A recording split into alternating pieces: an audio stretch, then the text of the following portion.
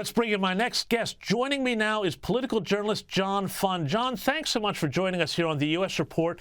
First of all, I've got to get your thoughts on those House committee hearings. We played a bit earlier in the program.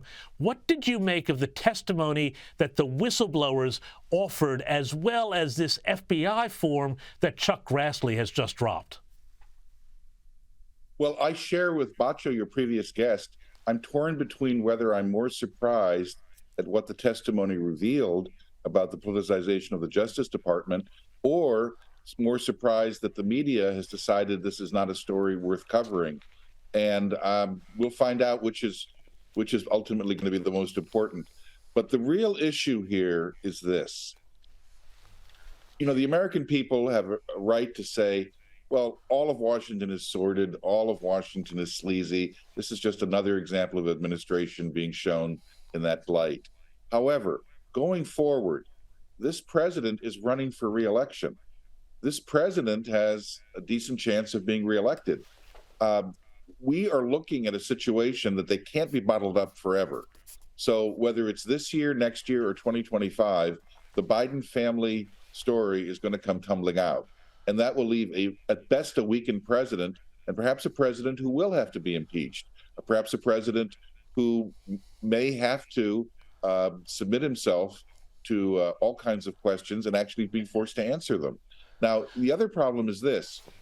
Joe Biden, if this story is true, that he was clearly lying about knowing about the associations of Hunter Biden with all kinds of sketchy people and taking in money with the understanding that it was for family access and for access to the president or the vice president, as Biden was, that means Biden was subjecting himself to blackmail. You cannot do that. That imperils the national security of the country. We saw how far Richard Nixon went to avoid stories about Watergate from coming out. We saw how far Bill Clinton went, denying even the fact that he knew more than nodded at Monica Lewinsky. A president can't subject himself to blackmail. And in this case, Biden was jeopardizing the country if these charges are true. Well, so, you know, you say that the story is going to come tumbling out eventually it's going to have to make the mainstream media. But the question is, the Democrat Party, they've got to be looking at this and thinking, well, do we go with him? Do we put him up against what's presumably going to be Trump at this point and hope that, you know, Trump doesn't get any more states than he did last time around, Biden slides in? But the problem there is people will be looking at both the scandals and Joe Biden's age and his, you know, shall we say, cognitive issues and energy issues, and thinking, well, a vote for Joe Biden is a vote for Kamala Harris. What is your prediction about the chance that Joe Biden is not the guy the Democrats put on the ticket next November? You have framed the issue perfectly. If I were a Democratic donor or leader, I would say the following. What is our major goal? It is to stay in power. Whatever happens, you have to stay in power. Now, there are about 15, 16 months till the election of 2024.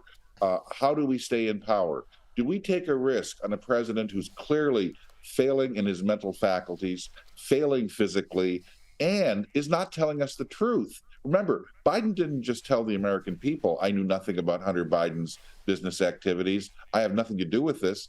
He told his fellow Democrats that.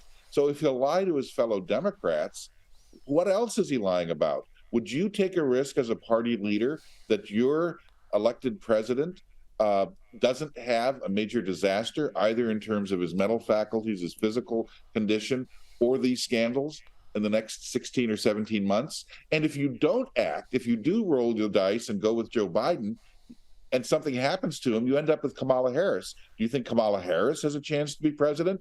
Probably much less than Joe Biden, given her approval ratings and given her disastrous performance as vice president. If you're a Democrat, frankly, as difficult as it may be to pull off, you have to dump Joe Biden from the ticket because you can't take the risk.